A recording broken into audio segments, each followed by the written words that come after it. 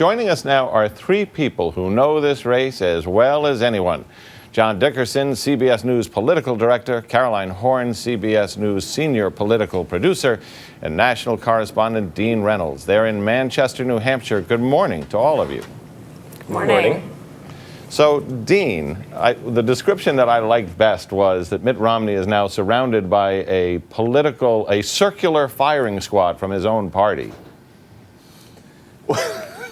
That's a good description, but Romney has to expand from the country club, Chamber of Commerce kind of Republican to the Tea Party Republicans that have really been against him. And so far, the only place that we see that he's expanding really, where it's making an impact, is in South Carolina. I mean, he's supposed to do well up here in New Hampshire, and he squeaked by in Iowa.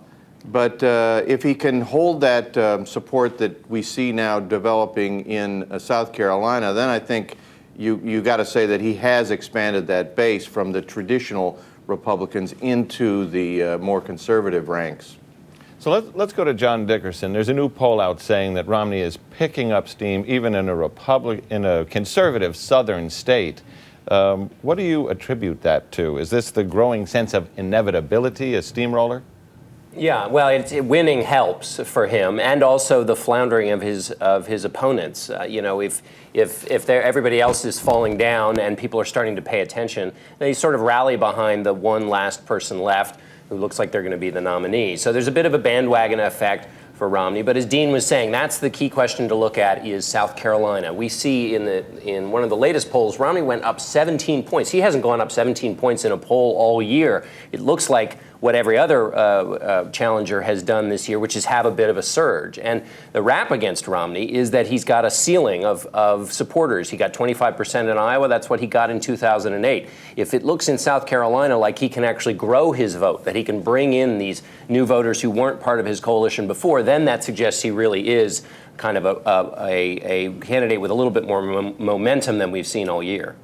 So, Caroline, if Romney is building steam, it seems that Rick Santorum is on a roller coaster that's on a downswing now. How do you look at where he's going? He had a rough day yesterday in a shouting match with gay supporters and so on. Well, that's absolutely true. And one thing that was always going to be tough for Rick Santorum here in New Hampshire is that it's not his natural base. He appealed to evangelical voters in Iowa. There are fewer of those here in New Hampshire. And when he goes to these events, every single time that he gets asked a question about social issues, a lot of the times these have been students or supporters of other campaigns, or even in some cases Democrats. These are not people that are going to be voting for him. And so he gets into these back and forths with supporters, with voters who are not supporting him, and it's a missed opportunity for him to actually address people that might support him. And he's come to this state trying to talk about the economy, and he's been taken quite off message with all of these questions about social issues. So let's go to John Dickerson. What can you predict in terms of, what are your prognostications in terms of the exciting week ahead? Well, there will be an election in New Hampshire. That's about as much as I can predict for you. We'll see Romney do well in New Hampshire, and then what we really are seeing is his campaign moving on to the other states.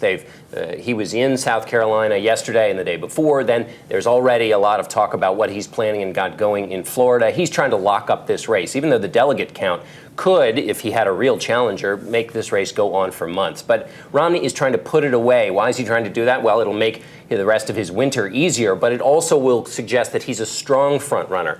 If it looks like Romney is inevitable, as a lot of the people in the party believe, then the question is, what kind of a candidate will he be coming out of this process? And the Romney campaign wants to make him look like a strong candidate, not one who just happens to win because everybody else falls down. So that's what's to look for coming out of New Hampshire, where Romney still looks quite strong, and it's just a question of who finishes in second. Will it be Ron Paul? Will Rick Santorum be able to do something to build on his momentum out of Iowa? So that's what I'm looking for. All right. Well, thanks, John and Caroline and Dean Reynolds.